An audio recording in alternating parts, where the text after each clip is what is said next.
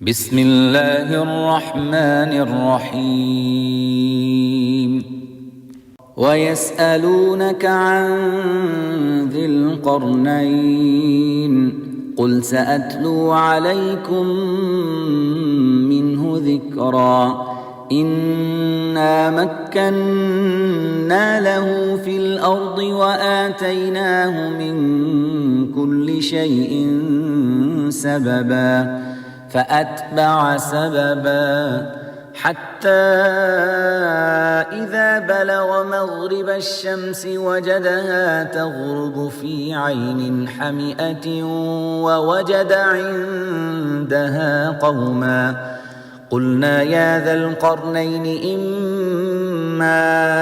أن تعذب وإما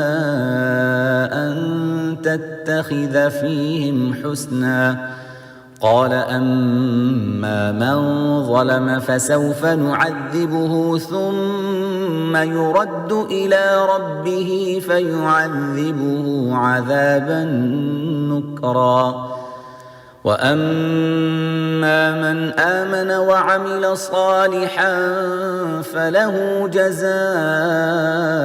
الحسنى وسنقول له من أمرنا يسرا ثم أتبع سببا حتى إذا بلغ مطلع الشمس وجدها تطلع على قوم لم نجعل لهم من دونها سترا كذلك وقد أحطنا بما لديه خبرا ثم أتبع سببا حتى إذا بلغ بين السدين وجد من دونهما قوما لا يكادون يفقهون قولا قالوا يا ذا القرنين إن يأجوج ومأجوج مفسدون في الأرض فهل نجعل لك خرجا على أن تجعل بيننا وبينهم سدا قال ما مكني فيه ربي خير فأعينوني بقوة أجعل بينكم وبينهم ردما آتوني زبر الحديد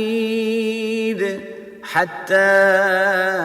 إذا ساوى بين الصدفين قال انفخوا حتى إذا جعله نارا قال آتوني أفرغ عليه قطرا فما استطاعوا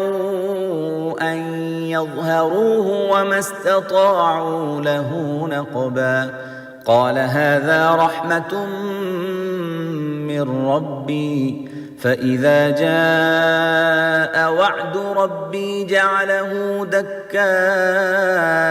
وكان وعد ربي حقا وتركنا بعضهم يومئذ يموج في بعض